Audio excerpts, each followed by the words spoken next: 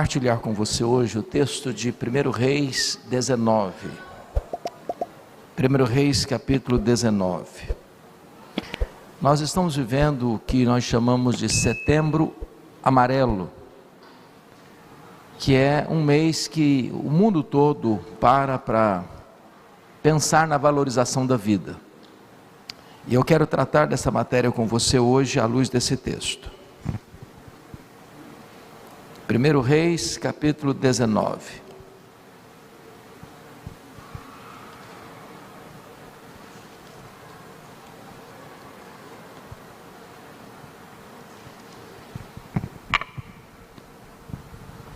Eu vou ler até o verso 18, e lido o texto, mantenha a sua Bíblia aberta comigo, por favor, nesta passagem.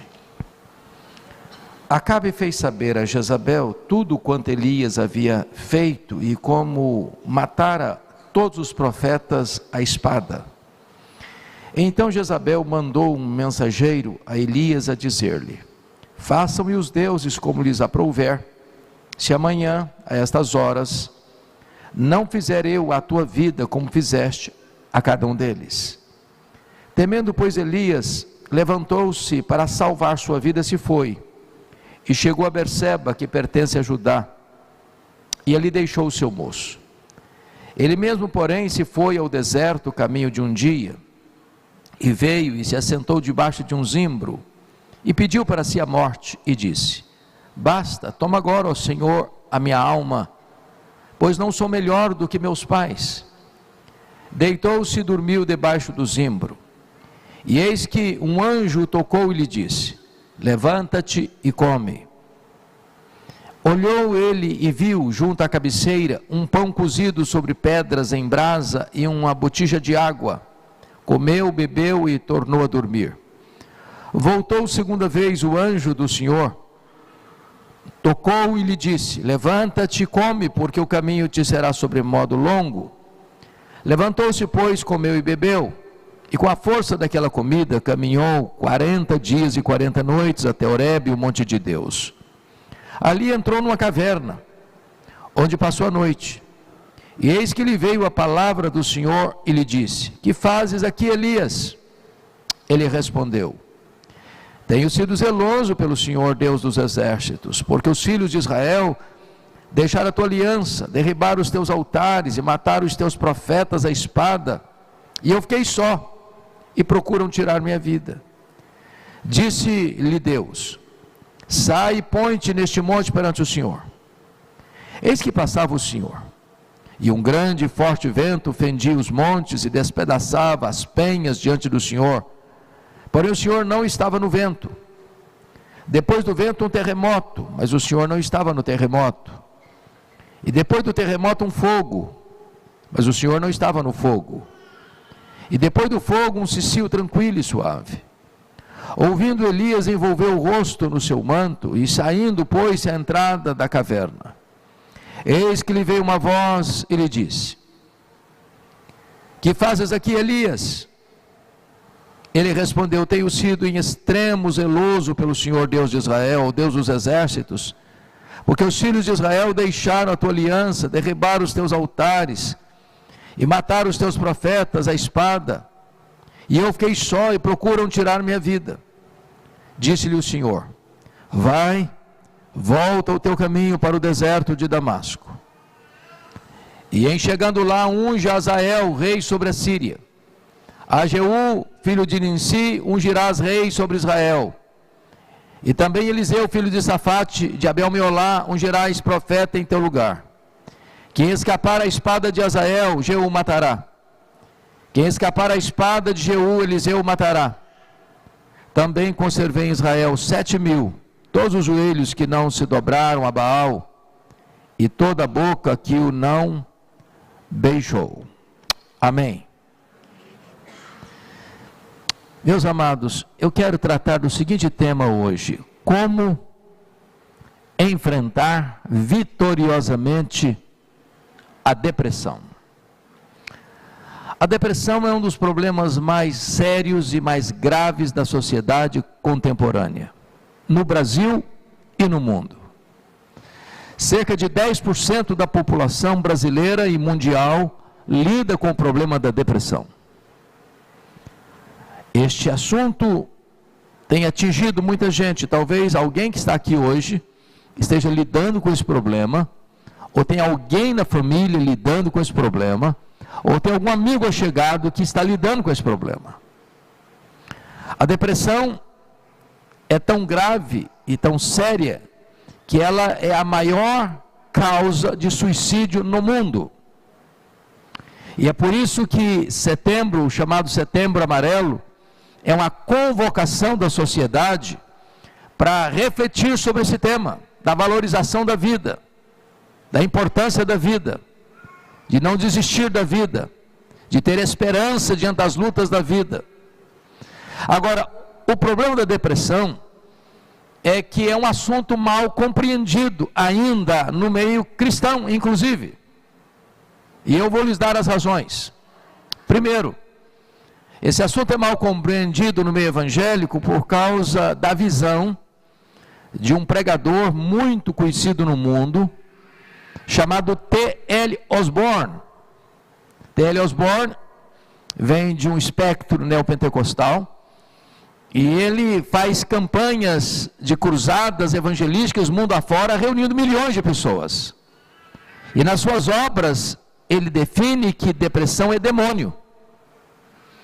E então ele diz que quando uma pessoa está depressiva, ela está debaixo de uma opressão demoníaca. A pergunta é possível que a depressão tenha como causa envolvimento com o demônio? É possível.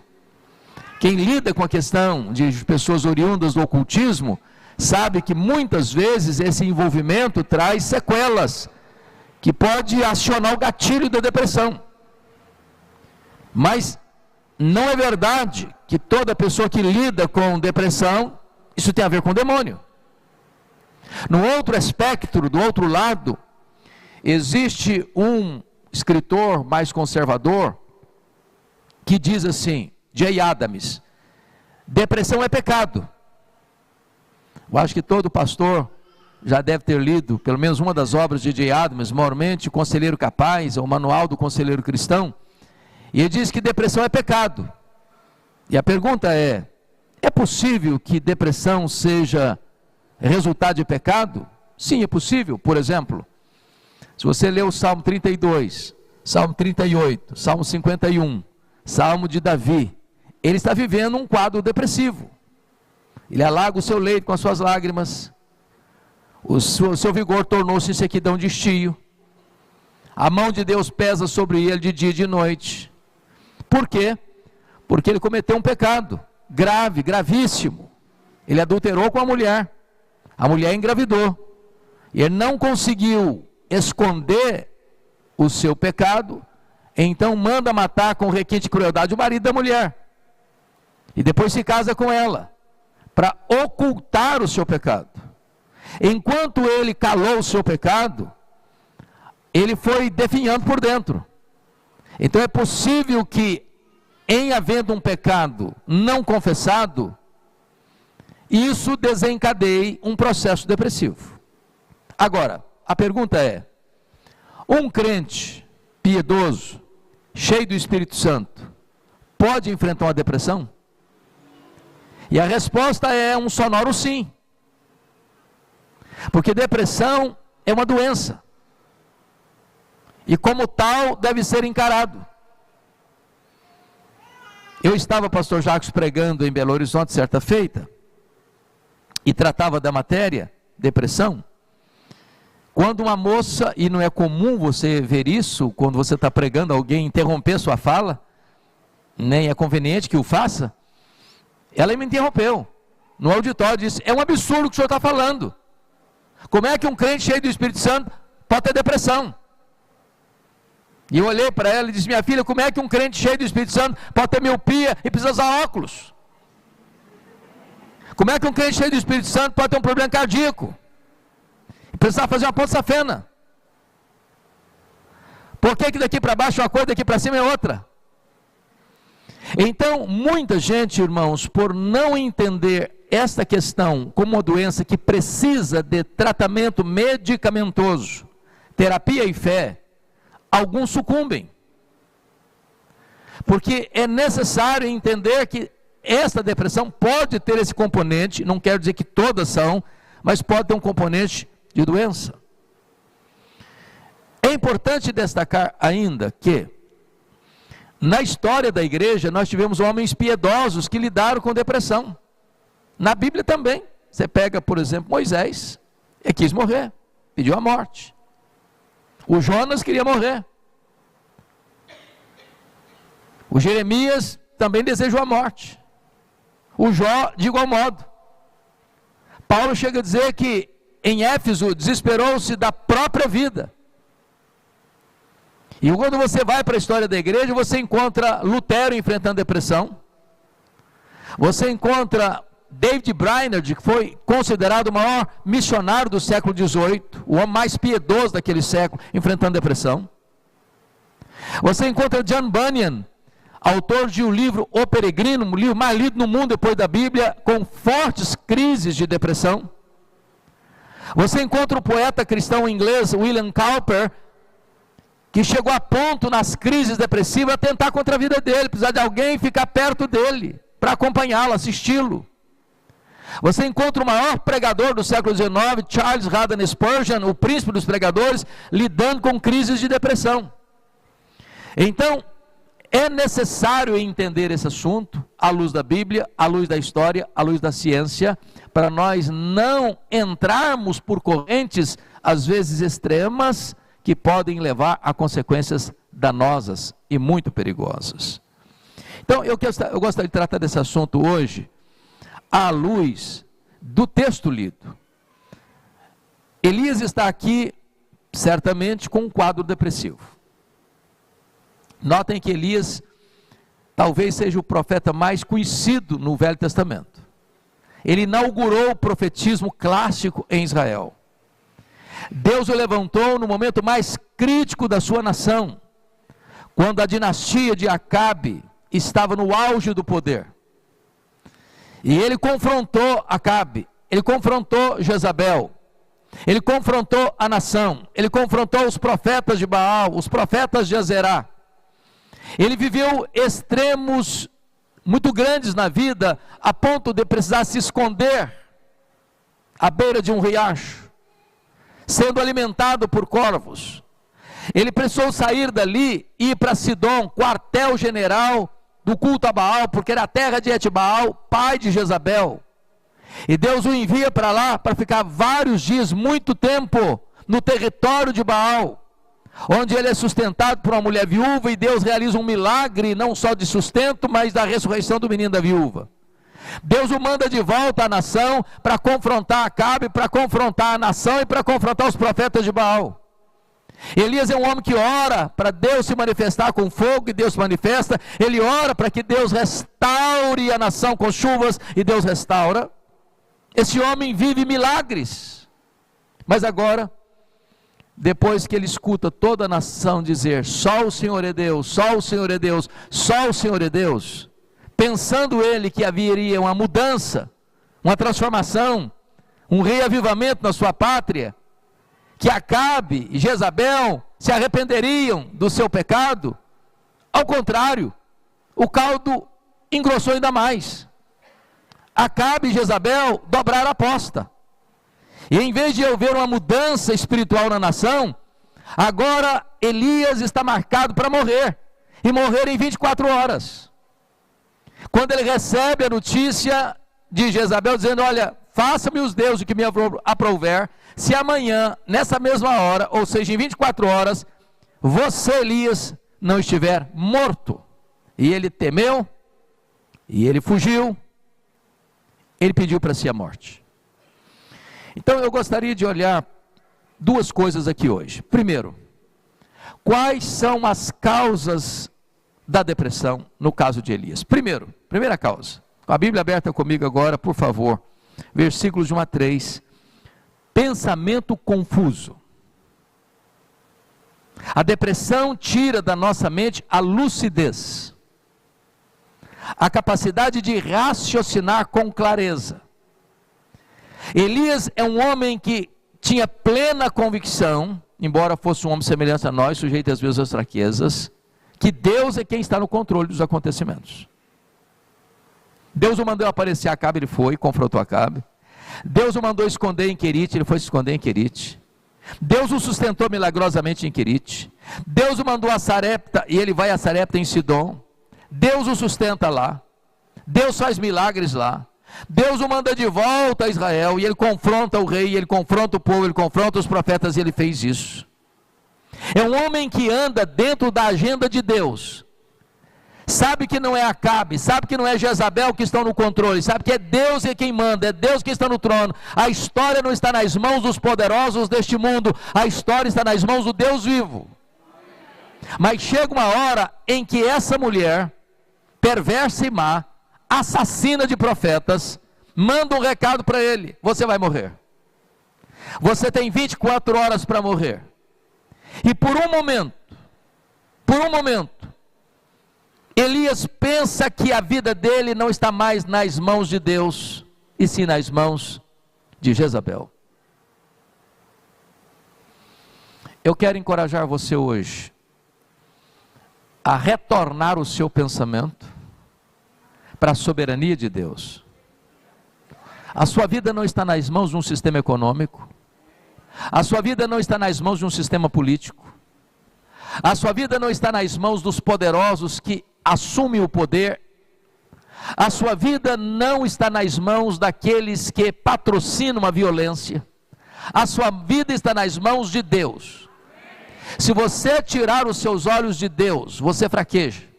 Se você olhar para a carranca da crise, você fraqueja. Se você olhar para o sistema corrompido e mau, você fraqueja. Se você olhar para a violência que se estabelece nas altas rodas do poder, você se debilita. Põe os seus olhos em Deus. A sua vida está nas mãos de Deus. A segunda causa da depressão de Elias está aí no versículo 3. Temendo, pois, Elias.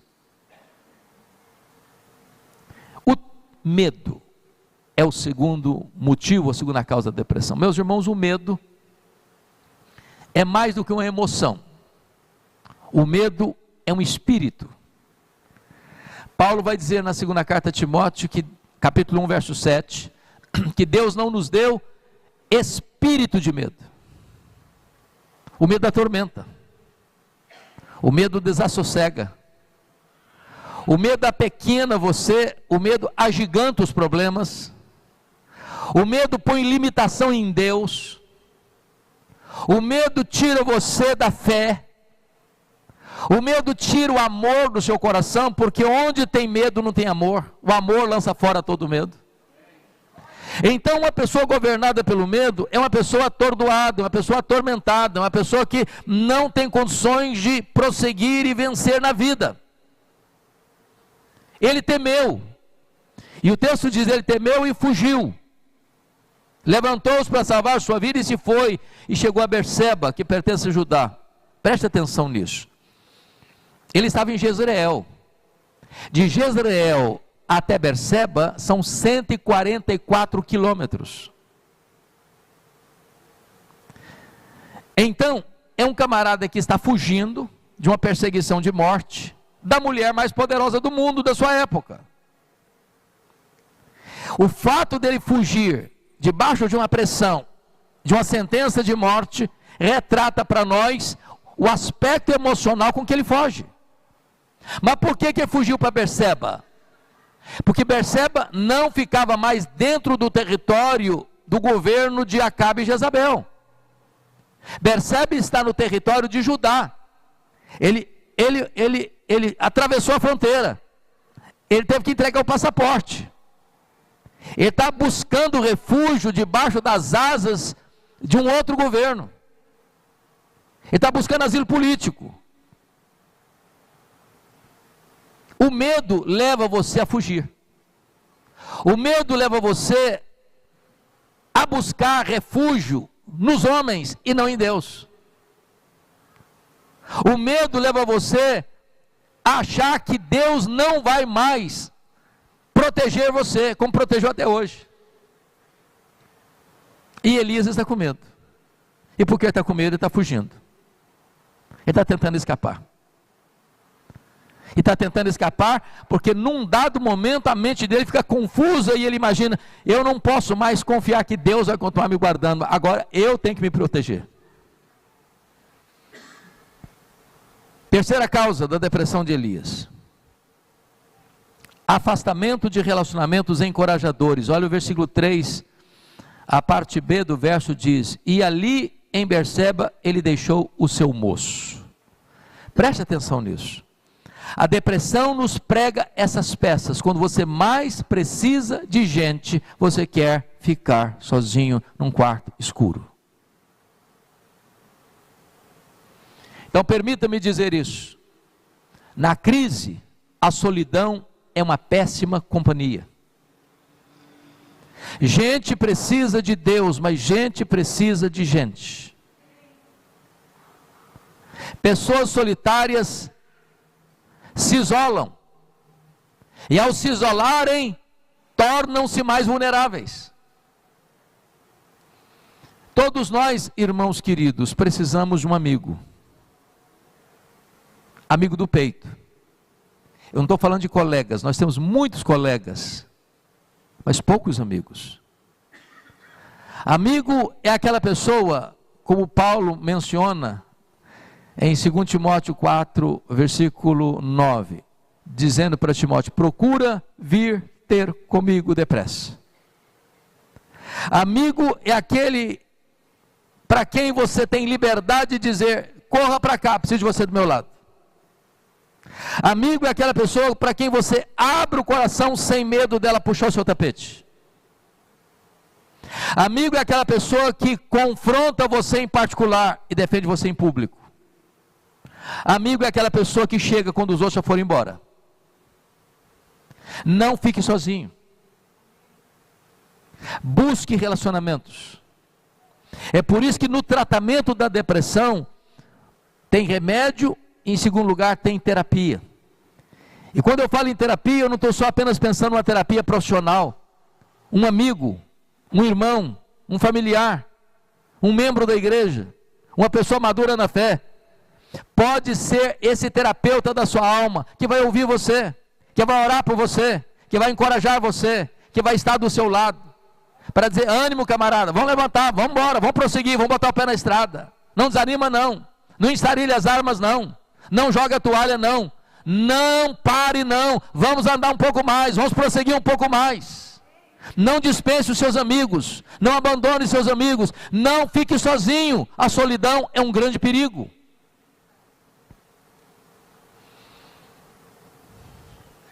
Então me permita perguntar: quem são seus amigos? Para quem você abre o coração? Com quem você reparte as suas dores? Com quem você divide as suas cargas? Quarta razão da depressão de Elias: esgotamento físico e emocional. Veja o verso 4 comigo. Ele mesmo, porém, se foi ao deserto, caminho de um dia, e veio e se assentou debaixo de um zimbro, e pediu para si a morte, e disse: basta, toma agora, ó Senhor, a minha alma, pois não sou melhor do que meus pais. Então preste atenção aqui. Elias recebe a notícia da ameaça de morte.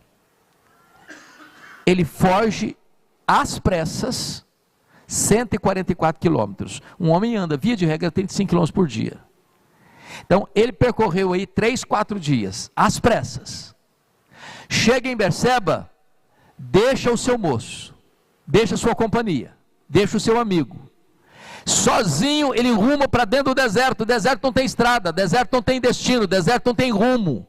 Um dia inteiro. Eu estou falando de um homem que está aí 4 dias sem comer, 4 dias atormentado, 4 dias com a mente completamente perturbada, desfocada.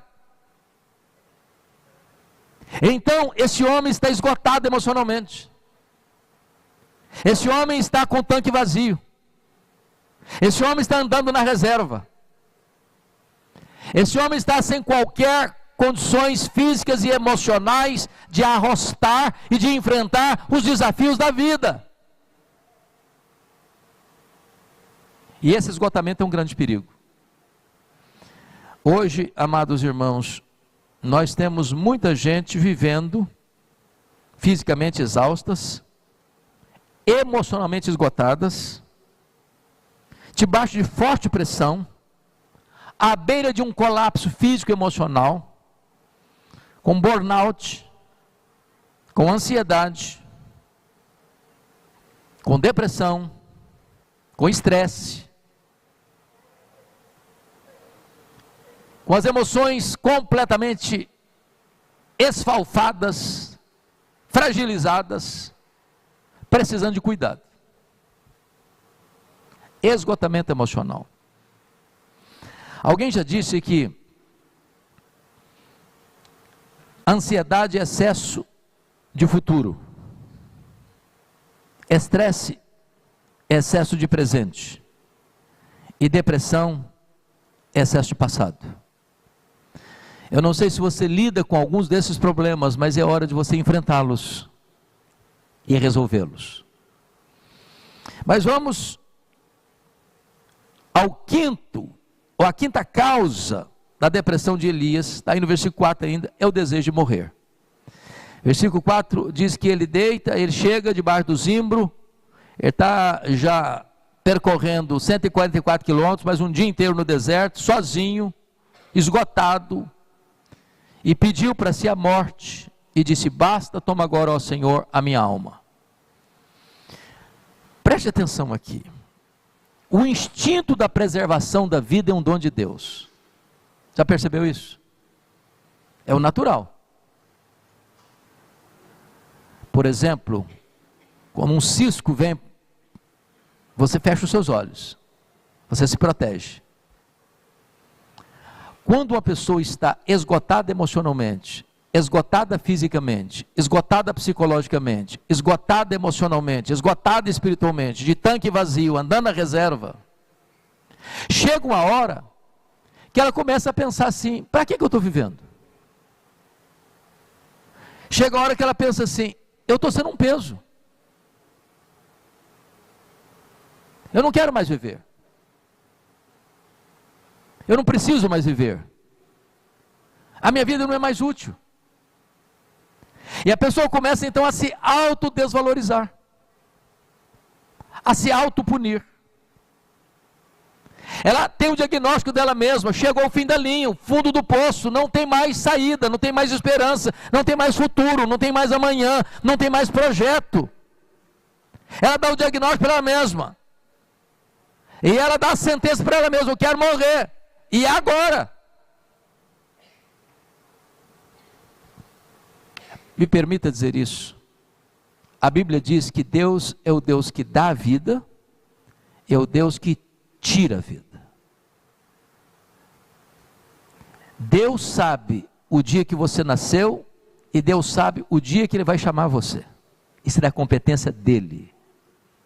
É Ele que sabe quando e como. Não compete a nenhum de nós acionar o braço contra nós mesmos. Então celebre a vida, ame a vida, valorize a vida, viva a vida. Jesus Cristo veio para que você tenha vida e vida em abundância. Então não adote a cultura da morte, então não flerte com a morte, então não brinque com isso, porque o suicídio, irmãos, é um engodo, é um engano, é uma farsa. Ele diz para as pessoas assim: o único alívio que você vai ter é se você tirar a sua vida. Isso é um engano, é uma mentira, porque a morte não é o fim. A morte não é o fim. Você não é apenas matéria, você é alma vivente. Pode ser o começo de um tormento sem consolo. Então nunca pense que a morte vai ser a solução para o seu problema. Não é. A solução para o seu problema é Jesus. É Ele que é a solução, é Ele que tem a resposta, é Ele que alivia o fardo, é Ele quem cura a doença, é Ele quem restaura a alma, é Ele quem traz novidade de vida para você, é Ele quem pode fazer o milagre da sua vida ter sabor outra vez.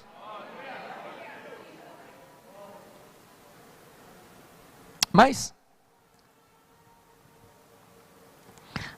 a sexta e última causa da depressão é a autopiedade. Versículo 4b, ele diz assim para Deus: pediu para si a morte, disse: basta, toma agora, ó Senhor, a minha alma, pois não sou melhor do que meus pais. Bom, quando ele disse basta, ele está dando a sentença. E a pergunta é: quem disse para ele que ele era melhor do que os seus pais?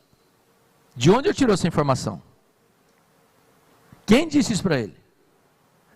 Por que ele acreditou nisso?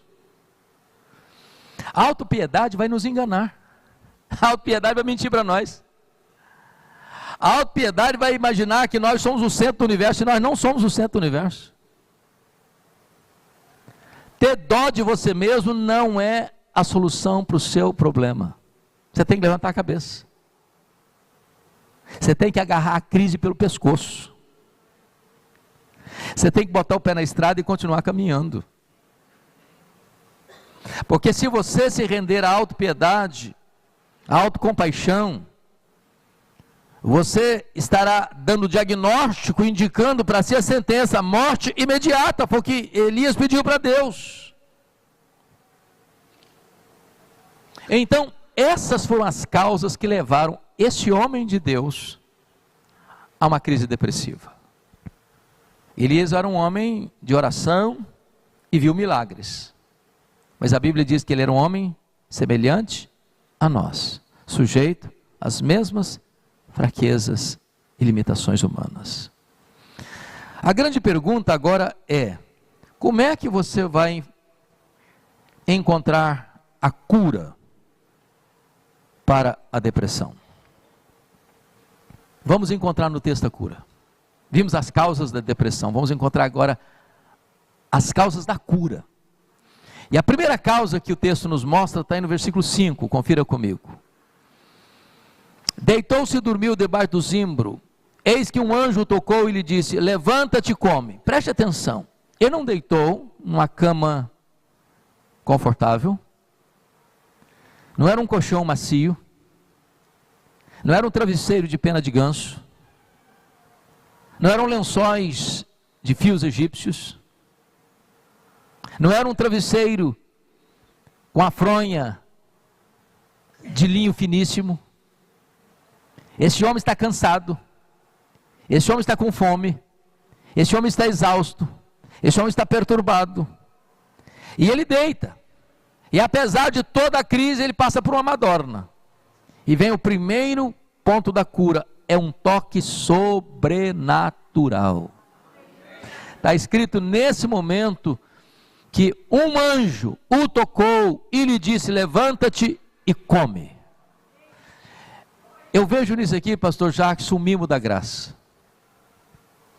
Quando você começa a desvalorizar você mesmo, quando você pensa que a sua vida não tem mais valor para ninguém, quando você dá a sentença para você mesmo: eu quero morrer, quando você se compara com os outros, não, eu não sou melhor que ninguém, então eu quero morrer mesmo.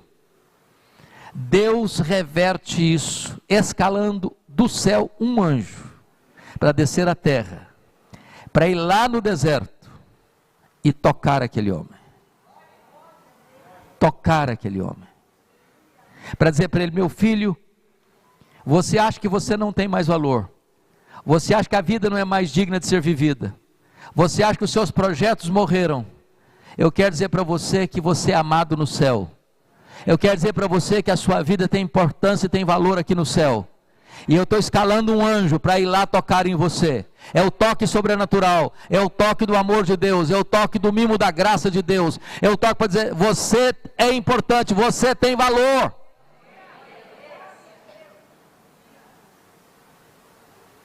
Nunca permita que passe pela sua mente por um segundo sequer que você não tem valor. Você tem todo o valor do mundo, porque embora pecadores que somos, a Bíblia diz que Deus amou você com amor eterno, e Jesus morreu por você, sendo você ainda pecador. Então você tem todo o valor do mundo para Deus.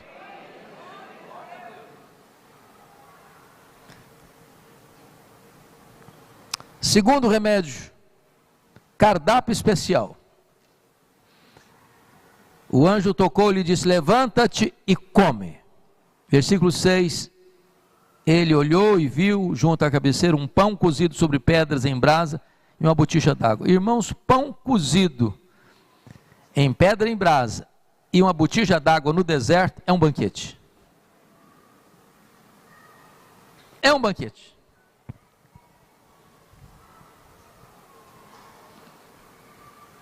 E preste atenção aqui. O anjo poderia ter se aproximado dele e disse: seu covarde, levanta, cara. Você não confia em Deus, não? Volta ao trabalho. Nenhuma reprimenda. Nenhuma exortação pesada. Nenhuma reprovação. Tem hora que Deus só vem lhe dar um abraço. Dá um mimo. Dizer: meu filho, tem muito tempo que você não tem uma refeição especial. Levanta aí, come, aproveita, descansa, desfrute. Eu quero dizer para você que hoje, nesta noite, Deus quer trazer um mimo da sua graça para o seu coração.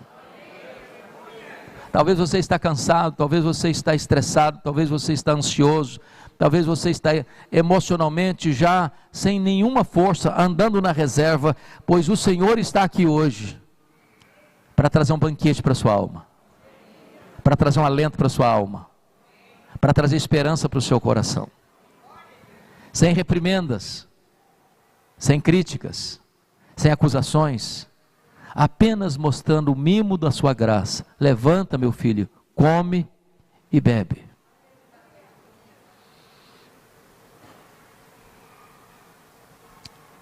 Terceira causa da cura da depressão de Elias: sonoterapia.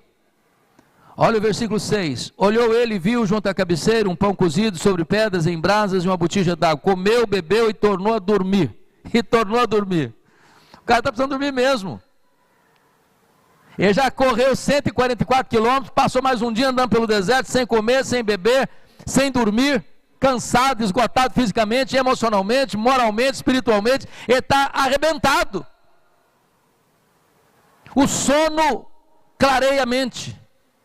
O sono alinha corretamente os pensamentos. Tem hora que o que Deus quer de você é o seguinte: meu filho, tenha uma noite boa de sono. Você tem dormido bem? Como é que tem sido o seu sono? Em paz me deito e logo pego no sono. Não é porque está tudo bem, não. Davi está falando isso, habitando em tendas improvisadas no deserto, perseguido pelo próprio filho Absalão. Foi quando escreveu esse salmo. Ô gente, aqui tem luta, aqui tem problema, aqui tem crise, aqui tem gente que não gosta de você, aqui tem gente que persegue você, aqui tem gente que torce para você cair, aqui tem gente que não suporta que você vença. E você não vai ficar dando atenção para essas coisas. Foca o seu olhar em Deus, foca a sua atenção em Deus e prossiga. Deita, ora e peça: Deus, eu quero dormir, eu preciso dormir. Então Deus, me dá aqui um bom sono, me dá uma boa noite de descanso, refaz as minhas forças, refaz as minhas energias, refaz o meu vigor, me dá novo ânimo, Senhor, para prosseguir a minha vida. Não joga a toalha, não entregue os pontos.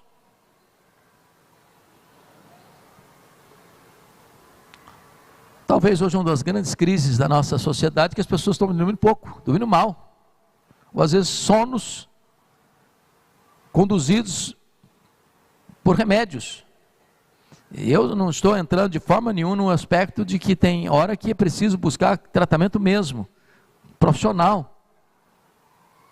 Mas eu gostaria que você hoje parasse e pensasse o seguinte: quando você cuida do seu corpo, você está cuidando do templo do Espírito Santo de Deus. Tira um tempo do seu descanso.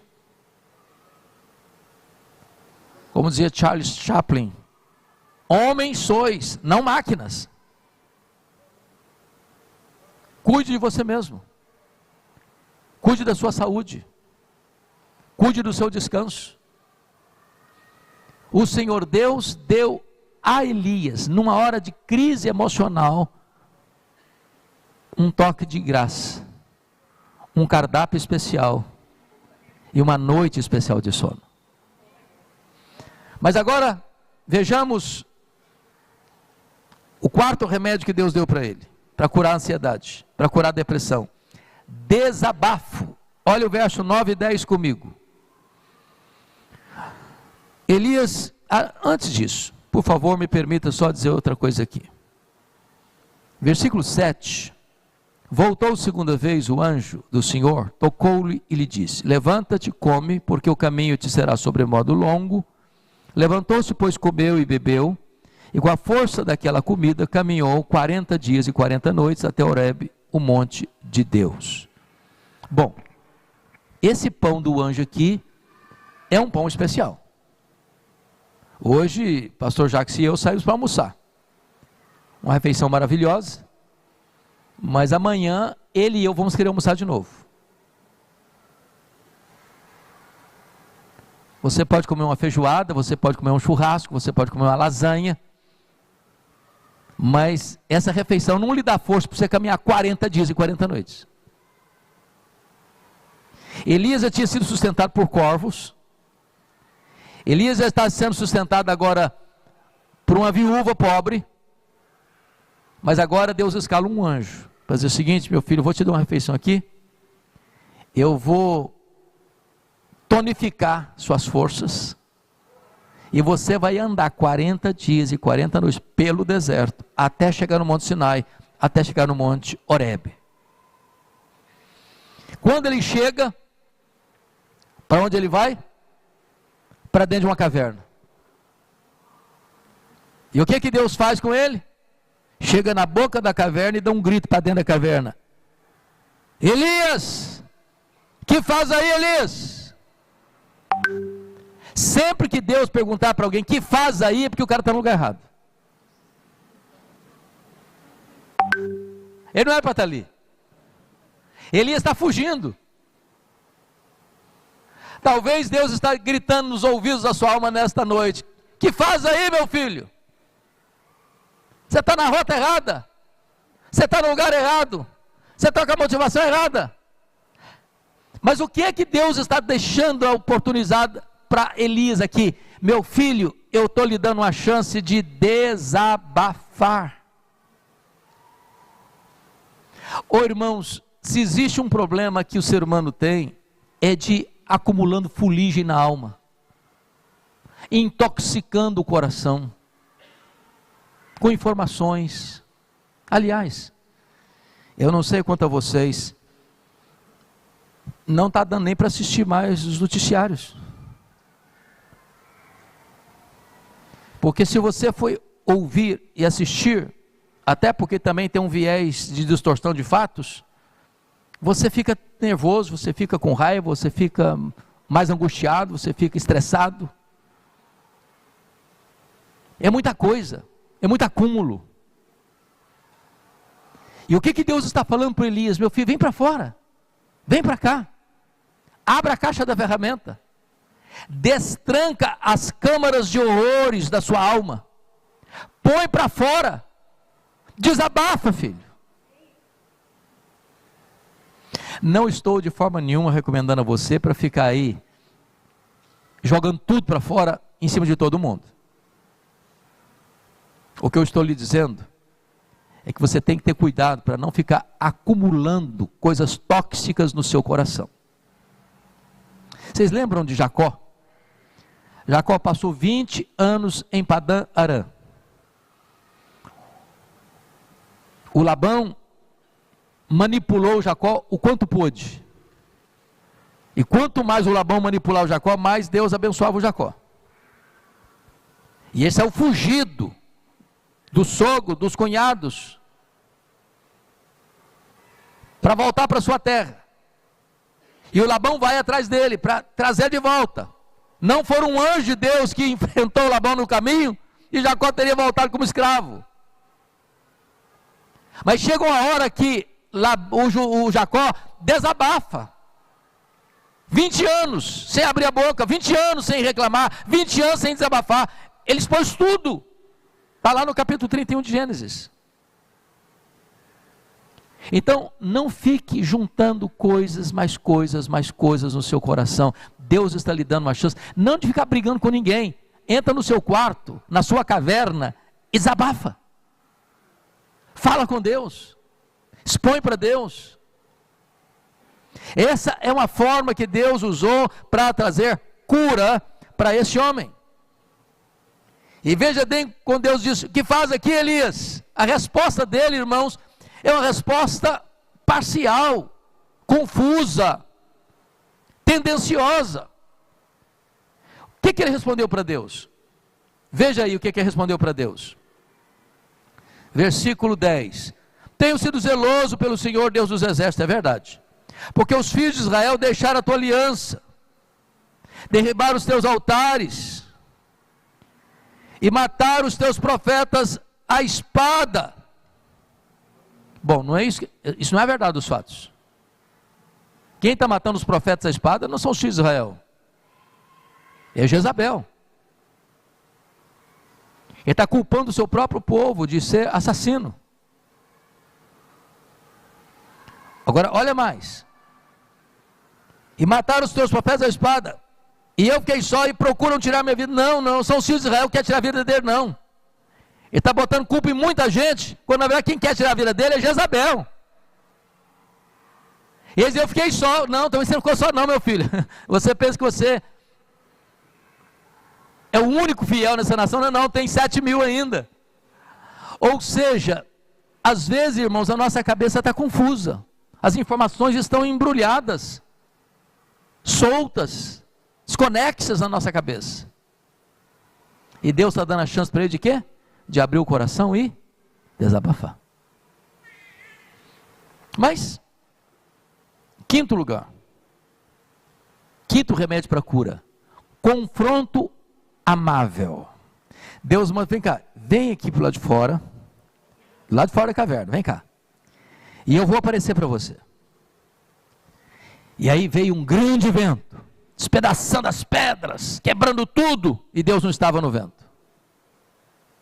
Aí veio um terremoto avassalador, Deus não estava no terremoto. Aí veio um fogo crepitante, e Deus não está no fogo. Aí veio um vento suave, manso, um cicio, e Deus está no vento suave. O que é que Deus está ensinando Elias? Elias está acostumado com coisas grandes. Ele está acostumado a chegar diante de Acabe e dizer: Acabe, segundo a minha palavra, não vai chover e não vai cair orvalho 3 anos e meio nessa terra. E não chove nem cai orvalho. Ele está acostumado a Deus falar: você vai para Querite e você vai ficar lá. E ele recebe garçons voadores trazendo pão e carne para ele. Ele está acostumado a ir para a Sarepta e chega lá, a mulher que vai sustentar está morrendo de fome, e Deus multiplica a farinha e o óleo na botija daquela mulher. Deus ressuscita o filho da menina, daquela mulher. Ele está acostumado a voltar para Israel e pedir fogo, e Deus manda fogo do céu. Ele está pedindo chuva e Deus manda chuva. Ele está acostumado com coisas estrondosas. Agora Deus está dizendo para ele: meu filho, eu me manifesto no vento, no terremoto, no fogo, mas eu sou o Deus que age também no silêncio. Às vezes você não está vendo. Eu ajo lá no silêncio do seu quarto, eu ajo lá na rotina da sua casa, eu ajo lá na sua empresa. Quando você não está vendo nada aparentemente grande acontecendo, eu estou lá. Deus está presente com você, mesmo quando você não vê, mesmo quando você não sente, mesmo quando você não percebe, Ele está presente. Todo dia que você acorda, meu irmão, é uma graça de Deus, é um milagre de Deus. Deus levantou você. Tem muita gente que não levanta. Você está enxergando, tem muita gente que não enxerga. Você está ouvindo, tem muita gente que não ouve. Você está andando, tem muita gente que não anda. Você tem braços, tem muita gente que não tem. Você está aqui, quando tanta gente não pode estar aqui. Valorize as coisas pequenas de Deus. Ele está presente nas coisas pequenas, não só nas coisas grandes. Mas em último lugar, Em último lugar, sexto remédio para a cura da depressão de Elias: Deus realinha o seu foco. E eu quero olhar em 3 perspectivas. Primeiro, Deus realinha o foco do passado, porque ele diz: eu fiquei só, sou o único, não tem mais ninguém crente. Tem gente que pensa assim: só eu sou crente, só minha igreja é certa, só minha denominação é bíblica, só eu prego o verdadeiro evangelho, só eu sirvo a Jesus. Que bobagem, que bobagem. Deus tem mais gente. Deus tem gente que você nunca viu, que está andando com Deus. Deus tem gente que não é da sua congregação, não é da sua denominação, e que ama Jesus. Então Deus está corrigindo a teologia de Elias, com relação ao passado. Deus tem os seus, e a Bíblia diz lá em 2 Timóteo, só Deus conhece os que lhe pertencem. Segundo lugar, Deus corrige o foco do presente, quando Elias diz assim: eu quero morrer. Foi o que ele pediu para Deus. Ele já tinha pedido para Deus mandar fogo, e Deus mandou fogo. Ele já tinha pedido para Deus mandar chuva, e Deus mandou chuva. Agora está pedindo para Deus: eu quero morrer. Basta, toma agora, ó Senhor, a minha alma. E eu acho muito curioso, porque a Bíblia diz lá em Romanos 8:26, que nós não sabemos orar como convém. Ele está querendo morrer. E qual era o plano de Deus para ele? Ele não experimentaria a morte. Ele seria levado para o céu sem passar pela morte. Deus é tão bom com você e comigo, e com Elias, que Ele não atende todos os nossos pedidos. Nós batemos o carimbo: basta, daqui para frente não dá mais. E Deus diz: meu filho, você só está começando. Nem morrer você vai, cara. Eu vou te levar para o céu sem você passar pela morte. Deus pode fazer hoje na sua vida o que você nunca imaginou que Deus pudesse fazer. Então não apresse as coisas não. Não dê o seu diagnóstico e não dê a sua sentença para você mesmo não. Você quer morrer? O plano de Deus pode ser outro. Então Deus corrige o foco do presente. Mas em terceiro lugar, Deus corrigiu o foco do futuro. Elias está olhando para o passado, dizendo: só eu fiquei. Elias está olhando para o presente, dizendo: eu quero morrer. Elias está olhando para o futuro e dizendo para Deus assim: Deus, acabou o meu ministério. Acabou. Sou um homem sentenciado de morte. E Deus diz: não, meu filho, não acabou. Você vai ungir um rei na Síria, o rei Hazael. Você ainda vai ungir um rei em Israel, o rei Jeú. E você vai ungir um profeta em seu lugar, o profeta Eliseu. Pergunta: por que que Deus está fazendo isso? Qual é o problema político que está dominando a nação de Israel? O problema político é que tem uma dinastia perversa, maligna, começando com Onri, o pai de Acabe, continuando com Acabe, que vai se casar com a filha de Et-Baal de Sidom, adoradora de Baal, e importa para Israel o culto a Baal, e impõe o culto a Baal à força da espada e da baioneta, persegue e mata os profetas de Deus. Elias está sentenciado de morte. E Elias está pensando o seguinte: meu Deus, eu preguei, eu vi milagres, e a nação não se arrependeu, o mal vai continuar prevalecendo, o mal vai continuar no trono, a violência vai continuar dominando a nossa nação, não tem jeito, Deus. O que Deus está falando? Você vai levantar 3 homens, Hazael, Jeú e Eliseu. Quem escapar da espada do Hazael, vai enfrentar a espada do Jeú. Quem escapar da espada do Jeú, não vai escapar da espada do Eliseu. A dinastia de Acabe vai acabar. Eu vou fazer justiça. Você pensa que a nação está fora de controle, que o mal está prevalecendo, que os violentos estão dominando, que a iniquidade está no trono. Pois eu vou pôr um ponto final neste império da maldade, e eu vou restabelecer a justiça. O que aconteceu? Ninguém da família de Acabe sobreviveu. Deus varreu do mapa esta família iníqua. Deus libertou Israel desta dinastia maligna. Deus tirou do trono aqueles que tinham o braço da violência estendido. Lição para nós, para fechar. O nosso Deus a quem servimos é o Deus de misericórdia e é o Deus de toda a graça. Ele pega o caído e levanta. Mas aqueles que resistem a Ele e perseguem o povo dele, terão que enfrentar a justiça deste Deus Todo-Poderoso. E eu concluo, trazendo à memória esclarecida de vocês um fato mundialmente conhecido, que ocorreu neste ano, no dia 5 de janeiro de 2025. A 82ª edição do Globo de Ouro, no Beverly Hilton, em Los Angeles. Lá estavam os artistas, lá estavam os atores, lá estavam as atrizes, lá estavam as pessoas mais famosas do mundo, do cenário cinematográfico, recebendo seus lauréis, recebendo seus prêmios, seus troféus.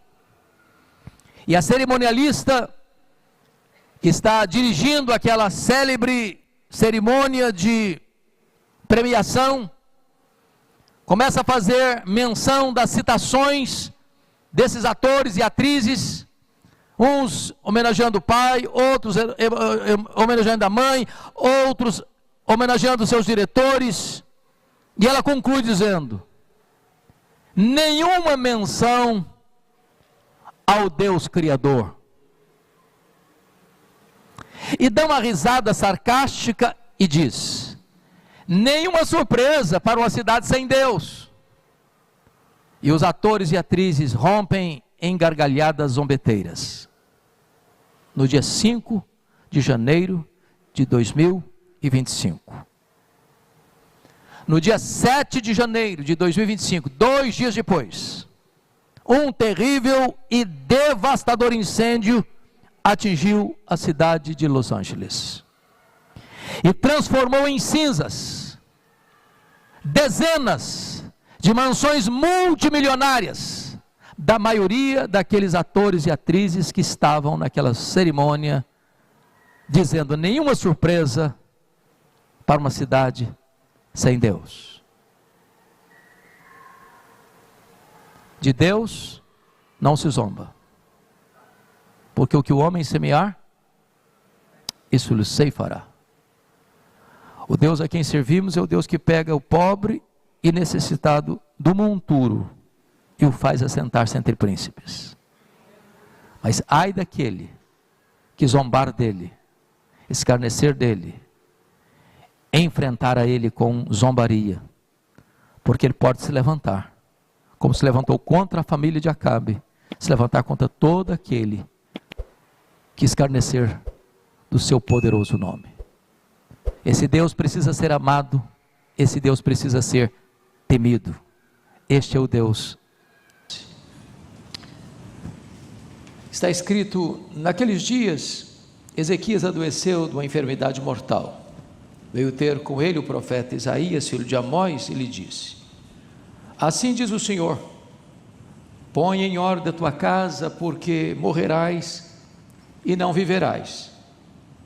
Então virou Ezequias o rosto para a parede e orou ao Senhor, dizendo: lembra-te, Senhor, peço-te, de que andei diante de ti com fidelidade, com inteireza de coração, e fiz o que era reto aos teus olhos, e chorou muitíssimo. Antes que Isaías tivesse saído da parte central da cidade, veio a ele a palavra do Senhor, dizendo: volta e dize a Ezequias, príncipe do meu povo: Assim diz o Senhor, o Deus de Davi teu pai: ouvi a tua oração e vi as tuas lágrimas. Eis que eu te curarei, ao terceiro dia subirás à casa do Senhor. Acrescentarei aos teus dias 15 anos, e das mãos do rei da Síria te livrarei, a ti e a esta cidade, e defenderei esta cidade por amor de mim e por amor de Davi meu servo. Disse mais Isaías: tomai uma pasta de figos. Tomaram-na e a puseram sobre a úlcera, e ele recuperou a saúde. Ezequias disse a Isaías: qual será o sinal de que o Senhor me curará e de que ao terceiro dia subirei à casa do Senhor? Respondeu Isaías: ser-te-á isto da parte do Senhor como sinal de que ele cumprirá a palavra que disse. Adiantar-se-á a sombra 10 graus ou os retrocederá? Então disse Ezequias: é fácil que a sombra adiante 10 graus, tal porém não aconteça, antes retroceda 10 graus. Então o profeta Isaías clamou ao Senhor, e fez retroceder 10 graus a sombra lançada pelo sol declinante no relógio de Acás. Amém. Meus amados irmãos, este homem aqui descrito, o rei Ezequias, foi um dos reis mais importantes, destacados da história de Judá.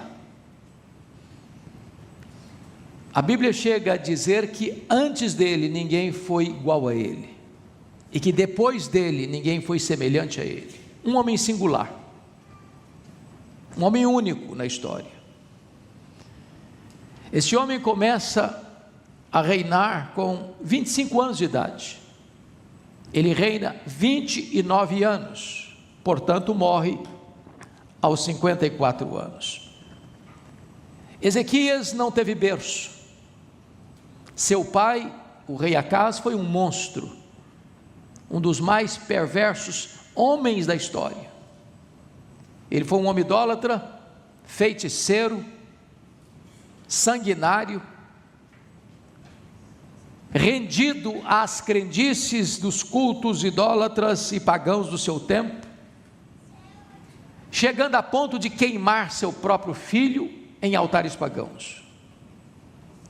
Ele encheu a casa de Deus de ídolos, levantou altares pagãos dentro do santuário de Deus, provocou o Senhor a ira, e Deus o entrega à Síria, porque enfrentando inimigos de perto, a Síria e o reino do norte, busca refúgio na Assíria, que atende, pelo menos de início, precisando entregar toda a riqueza de Judá nas mãos desse rei da Síria. Esse rei idólatra morre, e o seu filho Ezequias, com 25 anos, começa a reinar. Mesmo não tendo berço, mesmo não tendo exemplo em casa, Ezequias resolve fazer tudo diferente do seu pai. Ele limpa a casa de Deus, ele afasta a idolatria de Judá, ele promove uma reforma em todo o seu território, ele conclama o povo para a celebração da Páscoa e experimenta em Jerusalém um grande avivamento espiritual.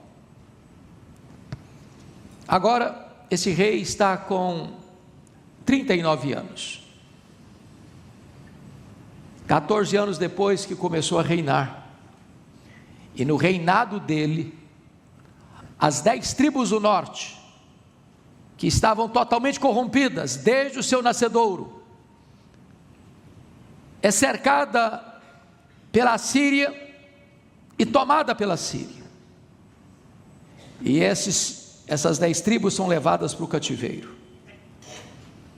Essas mesmas ações militares que derrubaram o reino do norte, retornam agora com as suas tropas, e entrincheiram Jerusalém, e cercam Jerusalém, E Ezequias, no topo dos seus 39 anos, no auge do seu governo, tão próspero, tão rico, tão abençoador, enfrenta duas grandes crises.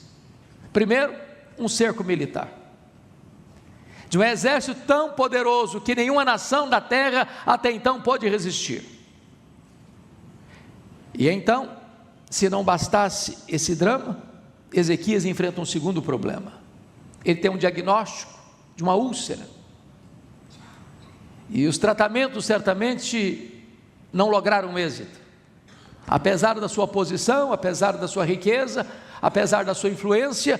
A medicina do tempo tinha seus limites, e então Deus manda o profeta Amós à sua casa, com um ultimato, com uma ordem expressa: põe em ordem a tua casa, porque morrerás e não viverás. E diz a Bíblia que diante desta sentença de morte, deste ultimato divino, estando o rei no corredor da morte, ele olha para a parede, só lhe resta uma parede, e diz a Bíblia que ele ora intensamente, fervorosamente, copiosamente, e chora abundantemente.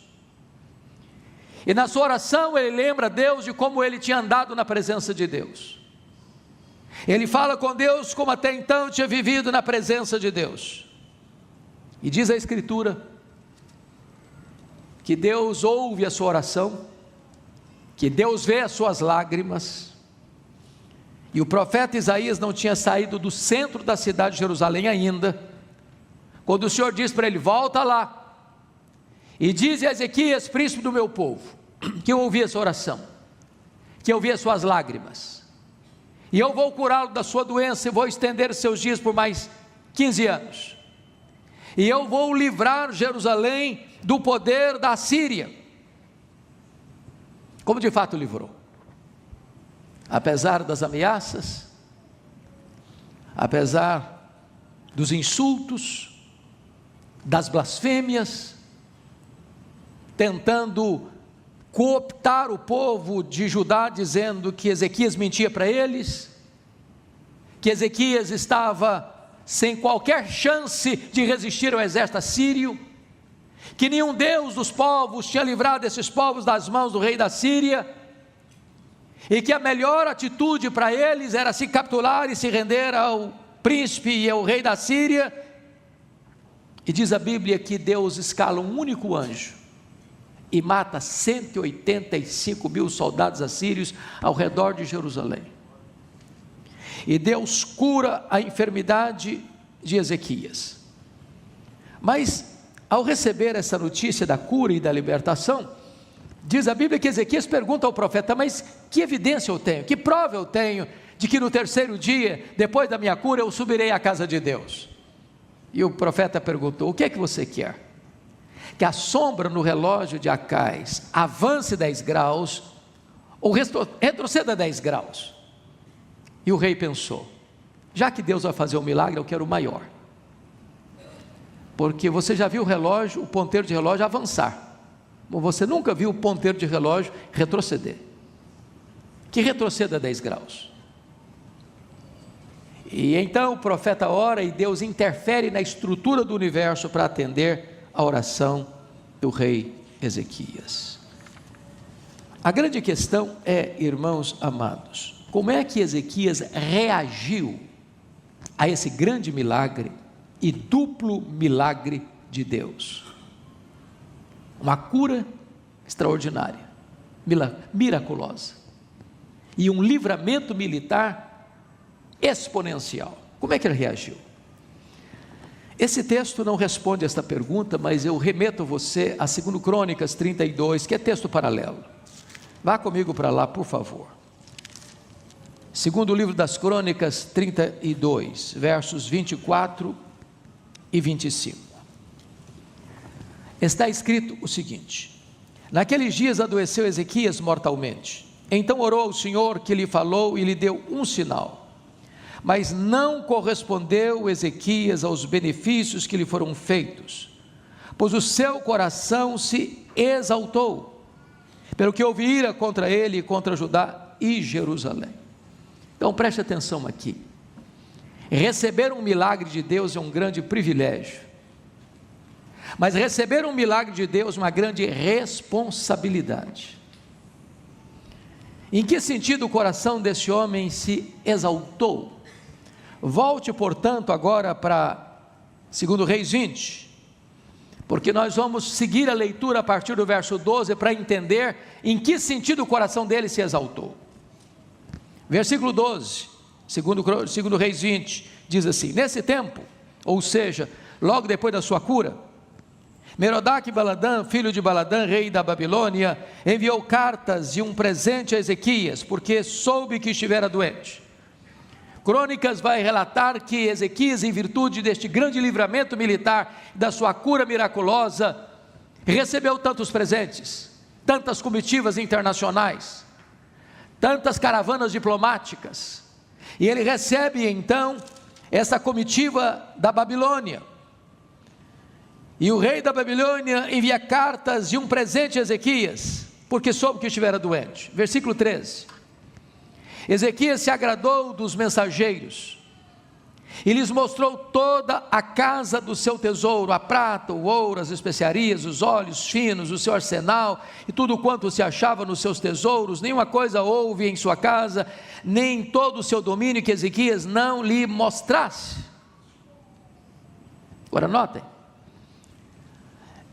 o ponto aqui é que ele abre a sua casa e mostra toda a riqueza, toda a glória, toda a fortuna, todo o tesouro, todo o esplendor do seu reino. Duas notinhas de rodapé: você não tem que mostrar tudo que tem na sua casa para todo mundo. Não exponha a intimidade da sua casa. Mas mais do que isso, o ponto aqui não é esse principal. O ponto principal é que não há nenhuma nota de gratidão a Deus no coração desse rei, na exposição dessa grandeza, desse luxo, dessa riqueza, desse esplendor, à comitiva diplomática da Babilônia. Ao contrário, ele retrata a grandeza dele, a riqueza dele, o esplendor dele, quão grande ele era, quão poderoso ele era, quão rico ele era, quão magnífico ele era. E não tem uma palavra sequer de gratidão a Deus. E notem que a comitiva vem exatamente por causa das duas obras de Deus, a cura e o livramento militar. Ele deveria retornar para Deus a glória que recebera de Deus, e ele não faz isso. Qual o resultado? Sigamos a leitura no verso 14. Então Isaías o profeta veio ao rei Ezequias e lhe disse: que foi que aqueles homens disseram e de onde vieram a ti? E respondeu Ezequias: de uma terra longínqua, vieram da Babilônia. Perguntou o profeta: que viram em tua casa? E respondeu Ezequias: viram tudo quanto há em minha casa, coisa nenhuma há nos meus tesouros que eu não lhes mostrasse. Notem que a pergunta já é uma censura de ter mostrado tudo, de ter revelado coisas que não tinham necessidade de revelar. Os tesouros que não eram da casa dele, era propriedade particular dele, era do reino. Ele expôs o reino, ele fragilizou o reino, ele tornou o seu reino vulnerável, ele contou segredos que não precisava contar, de segurança nacional. Então notem comigo a resposta do rei, do profeta ao rei, versículo 16. Então disse Isaías a Ezequias: ouve a palavra do Senhor. Eis que virão dias em que tudo quanto houver em tua casa, com o que entesouraram teus pais, até os dias de hoje, será levado para a Babilônia. Não ficará coisa alguma, disse o Senhor. Dos teus próprios filhos que tu gerares, tomarão para que sejam eunucos no palácio do rei da Babilônia. Em outras palavras, essa Babilônia, que ainda não era o tão poderoso império que se tornou, estava crescendo. Mais tarde, essa Babilônia derrotou a Assíria. Mais tarde, essa Babilônia derrotou o Egito, as potências mundiais. tornando-se a maior potência militar do mundo. Essa Babilônia, portanto, a quem ele abriu a sua casa e mostrou os seus tesouros, tornar-se-ia para ele o maior perigo militar de invasão, como de fato aconteceu. Então o profeta está dizendo: pois essa Babilônia virá, diante de quem você se exaltou, ela virá e vai saquear tudo. Tudo que se juntou, tudo que se acumulou, tudo que se guardou, toda a riqueza vai ser levada embora para a Babilônia. E tem mais: dos filhos que tu gerares serão levados escravos, como cativos da Babilônia. E tem mais: os filhos dos nobres serão feitos eunucos, ou seja, serão castrados, e não poderão gerar. Será interrompida as futuras gerações. Bom, diante de uma tragédia dessa, de saque das riquezas, de escravidão dos jovens, da castração dos jovens, diante de uma tragédia dessa, a pergunta é: como é que Ezequias reagiu? E a resposta está no verso 19. Observem comigo, por favor. Já que está no texto, na tela, eu convido a toda a igreja para ler em voz alta comigo. Vamos juntos. 20 e 19. Então disse Ezequias a Isaías: boa é a palavra do Senhor que disseste, pois pensava, haverá paz e segurança em meus dias. Irmãos amados, logicamente, moralmente, espiritualmente, a resposta do rei Ezequias é incompreensível. É uma loucura, é uma insensatez. Diante de uma tragédia dessa anunciada, ele responde: boa é a palavra do Senhor que disseste. Não, não é boa. Não é boa. O que Deus está dizendo aqui é um juízo à nação, que a nação vai ser invadida, que a nação vai ser saqueada, que a nação vai ser espoliada, que o povo vai ser levado cativo, que os filhos vão ser castrados. Que negócio é esse? Que palavra é essa? Que boa é a palavra do Senhor que disse. Que negócio é esse? Mas notem como o texto vai responder: pois pensava. Agora ele não fala, agora ele pensa. Só que Deus lê pensamento, só que Deus enxerga o coração. Pois pensava, haverá paz e segurança em meus dias. Trocando em miúdos, traduzindo o que ele está falando, é o seguinte: quando essa situação acontecer, quando esse ataque militar da Babilônia acontecer, quando as riquezas de Jerusalém forem levadas, quando os jovens forem levados cativos, quando os nobres tiverem seus filhos castrados e tornados eunucos, eu já terei batido as botas, eu já não estarei mais aqui. O que ele está dizendo é o seguinte: eu só me importo comigo. Ele só olha para o seu umbigo. O que ele está declarando é o seguinte: depois que eu morrer, perdoe-me da expressão, que se danem as futuras gerações, eu não estou nem aí. É trágico, é triste, é doloroso essa atitude do rei Ezequias. Agora, chama a atenção dos irmãos para outro ponto. Quando o profeta Isaías foi à sua casa da primeira feita, ele foi com uma ordem expressa de Deus: põe em ordem a tua casa, porque morrerás e não viverás. E eu acredito que quando Deus diz põe em ordem a tua casa, ele não está falando de contrata aí uma arquiteta, faça uma reforma no palácio, muda os móveis, tira os tapetes mais velhos, bota tapetes novos, mude os móveis para móveis mais requintados, dá uma arrumada no paisagismo do jardim, do palácio. Pôr em ordem a tua casa não tem a ver com coisas, tem a ver com gente, tem a ver com vida, tem a ver com família. Põe em ordem a tua casa, porque morrerás e não viverás.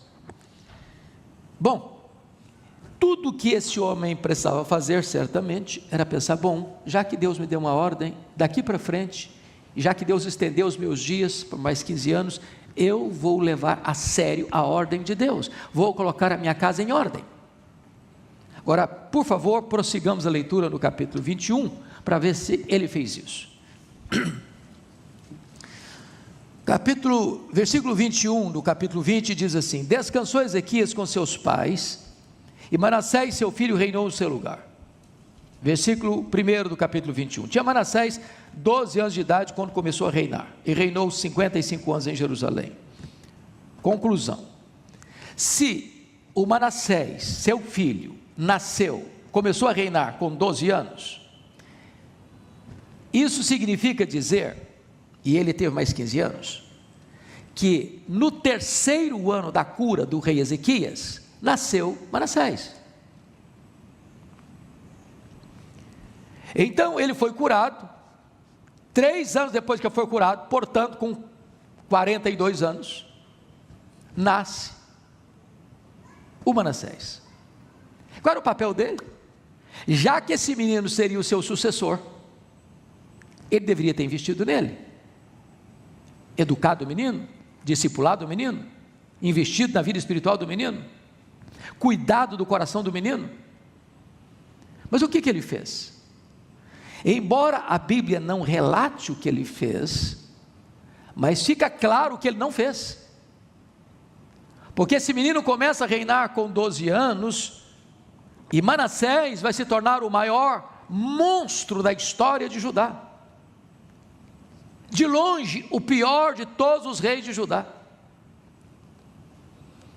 E você vai perceber no versículo 21:2, que ele fez o que era mal perante o Senhor, segundo as abominações dos gentios, que o Senhor expulsara das possessões de diante dos filhos de Israel, pois tornou a edificar os altos que Ezequias seu pai havia destruído, levantou altares a Baal, fez um poste ídolo como o que fizera Acabe, rei de Israel, e se prostrou diante de todo o exército dos céus e o serviu. Edificou altares na casa do Senhor, como fizeram seu avô Acais, da qual o Senhor tinha dito: em Jerusalém porei o meu nome. Também edificou altares a todo o exército dos céus, nos átrios da casa de Deus, ou dentro da casa de Deus. Queimou a seu filho como sacrifício, adivinhava pelas nuvens, era agoureiro, tratava com médios e feiticeiros, prosseguiu em fazer o que era mal perante o Senhor, para o provocar a ira. E se você olhar ainda, versículo 16, está escrito: Manassés derramou muitíssimo sangue inocente, até encher Jerusalém de um outro extremo, afora seu pecado, porque fizera pecar a Judá, praticando o que era mal perante o Senhor. Ou seja, esse homem foi um monstro, idólatra, feiticeiro, agoureiro, violento, truculento, sanguinário, profanou a casa de Deus. Em outras palavras, a sensação que você tem é que Manassés tinha uma birra do pai, porque tudo que o pai fez, ele desfez, tudo que o pai construiu, ele destruiu. O pai dele tinha limpado a casa de Deus, e agora ele polui de novo a casa de Deus. Sabe por quê? Porque esse homem piedoso, chamado Ezequias, recebendo de Deus uma ordem: põe em ordem a tua casa, ele se omitiu, ele não praticou. Resultado, é só ler Crônicas para notar isso. A ira de Deus se acende de tal maneira contra a cidade de Jerusalém e o reino de Judá, por causa dos pecados de Manassés, que Deus disse que iria destruir a cidade, arrasar a cidade, e entregar o povo para a escravidão. E se você for comigo agora, e eu peço que você o faça, lá em Jeremias 15, observe por favor o que está escrito lá. É dramático esse relato de Isaías 15, Jeremias, por favor, perdão, Jeremias 15, porque está escrito o seguinte aí: disse porém o Senhor, ainda que Moisés e Samuel se pusessem diante de mim, os principais intercessores, meu coração não se inclinaria para este povo, lança-os diante de mim. Olha o verso 4: entregá-los-ei para que sejam um espetáculo horrendo para todos os reinos da terra, por causa de Manassés, filho de Ezequias, rei de Judá, por tudo quanto fez em Jerusalém. Conclusão. O cativeiro da Babilônia, que destrói a cidade de Jerusalém, que incendeia o templo de Salomão, e que leva o povo para 70 anos de exílio na Babilônia, esse cativeiro nasceu dentro da casa do rei Ezequias. Por quê? Porque ele não cumpriu uma ordem divina: põe em ordem a tua casa.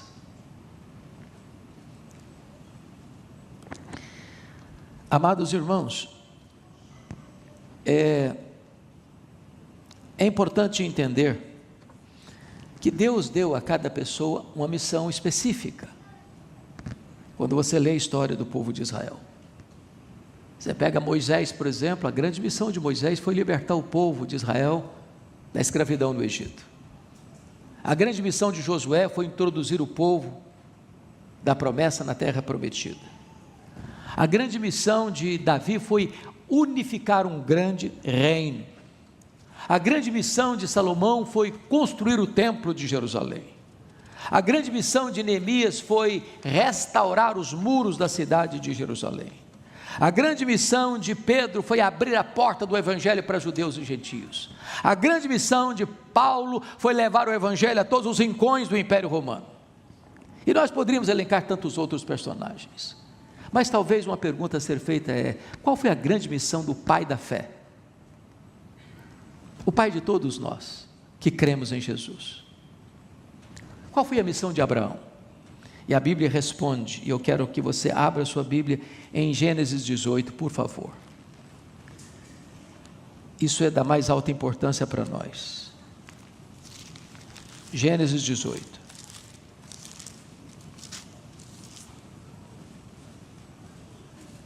Versículos 18 e 19.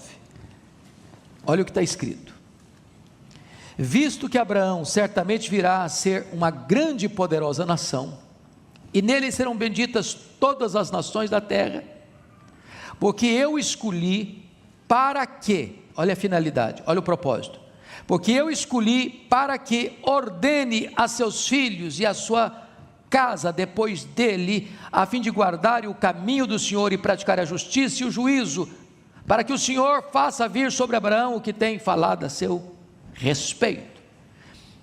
Preste atenção por que motivo Deus escolheu Abraão: para que ele ordene a seus filhos e a sua casa depois dele. Vamos entender um pouquinho. Que idade tinha Abraão quando nasceu-lhe o filho da promessa, Isaque? Tinha 100 anos de idade. Isaque casou-se com 40 anos. A Rebeca era estéril e ele orou pela Rebeca 20 anos. Portanto, quando os dois filhos de Isaque, Esaú e Jacó, nasceram, quantos anos tinha Isaque? 60 anos. Quantos anos tinha Abraão? 160 anos. Com que idade Abraão morreu?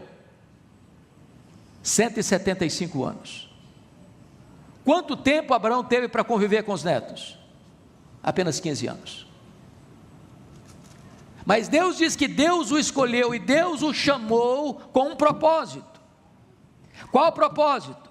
Para que ele ordenasse a seus filhos e a sua casa depois dele, a fim de guardarem o caminho do Senhor. Então o que significa isso? O que significa isso? Hebreus 11 responde, no versículo 13, está escrito: todos estes morreram na fé sem ter obtido as promessas, vendo-as porém de longe, saudando-as e confessando que eram estrangeiros e peregrinos sobre a terra. Sabe o que significa isso, irmãos? Abraão, como que na ponta dos pés, olhando a sua descendência, que seria tão numerosa, na linguagem hiperbólica, como as estrelas dos céus, e ele viu você, e Ele viu você, e Ele viu você, e Ele viu a mim, e Ele viu a nós, os seus filhos, todos os que creram no Senhor Jesus, são filhos de Abraão, e Ele olhou para você e disse: eu quero uma descendência santa, eu quero que a minha descendência seja santa, eu quero que a minha descendência ponha a sua confiança no Senhor. Se Ezequias não se preocupou com as futuras gerações, o pai da fé olhou à distância a promessa, e confiou de que você e eu andaríamos nos caminhos de Deus.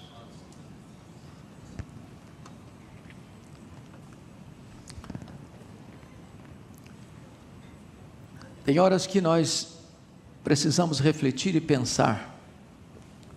Não basta apenas você e eu vivermos uma vida piedosa, como viveu o Samuel. O Samuel, no final da vida, dá um relatório para a nação, e ele tinha a função de juiz, de sacerdote e de profeta.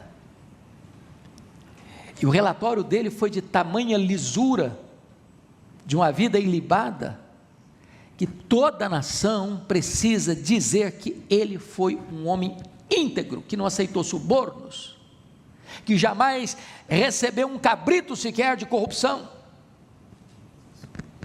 Entretanto, diz a Escritura, que os seus filhos amavam o suborno, e eram homens avarentos. Amados irmãos, nós precisamos desesperadamente nos preocuparmos com as futuras gerações. Não basta darmos aos nossos filhos o maior conforto deste mundo, a melhor casa, a melhor roupa, a melhor escola, a melhor instrução, os melhores presentes. Não basta deixar para eles herança, é preciso deixar neles legado. Herança é aquilo que você deixa para as pessoas, legado é aquilo que você deixa nas pessoas.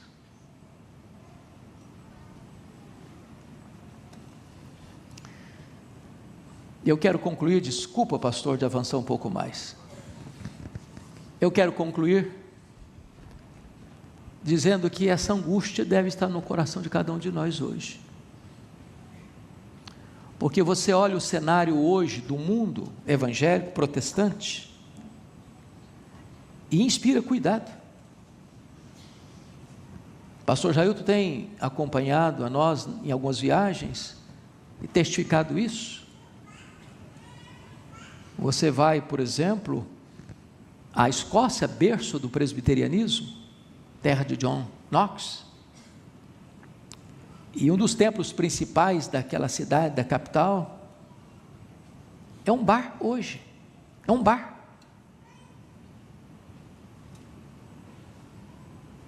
Você vai para a Inglaterra, e só 4% dos ingleses hoje frequentam a igreja.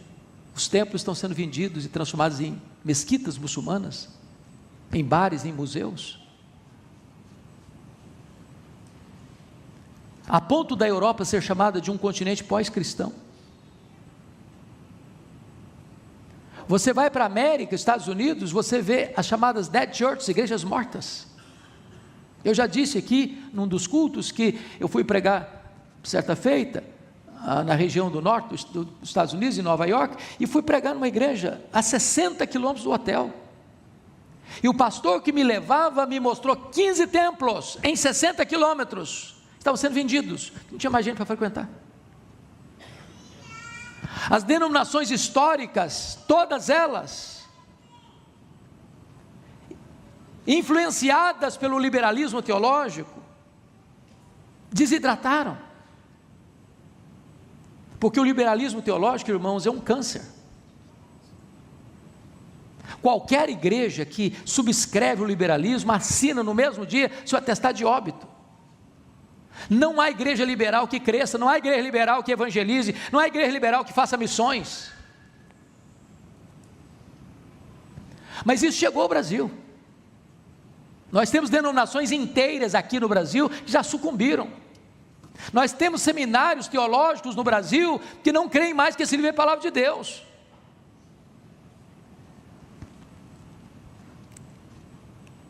Eu estava recentemente em casa, um pastor me liga e disse: pastor Hernandes, a minha denominação não batizou, em média, uma pessoa por igreja por ano,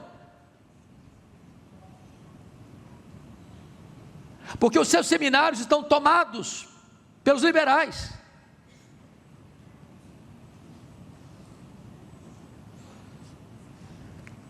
Mas não é só o liberalismo, é o sincretismo religioso, que enche templos, mas não tem evangelho. E talvez, irmãos, para nós, bendito seja Deus, que somos uma igreja que crê na palavra e procura andar na presença de Deus, fico alerta, porque Ezequias era um homem piedoso, mas ele se descuidou, naquilo que não se pode descuidar, a preocupação e o investimento nas futuras gerações. A maior necessidade dos nossos filhos não é sucesso, de acordo com os critérios deste mundo. A maior necessidade dos nossos filhos é conhecer a Deus e andar com Deus. Que Deus tenha misericórdia de nós. Amém.